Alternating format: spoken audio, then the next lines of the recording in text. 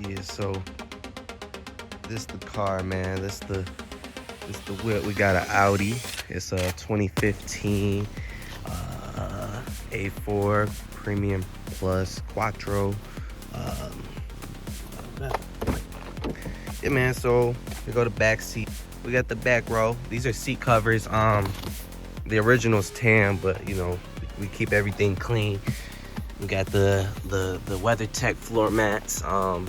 That's for my cameras that I have in here. I got a front cam and a back cam.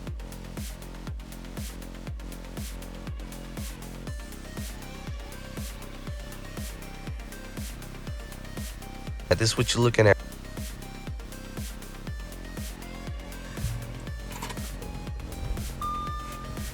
Now we in action. So yeah, this the whip. This the whip right here. This is what we working with.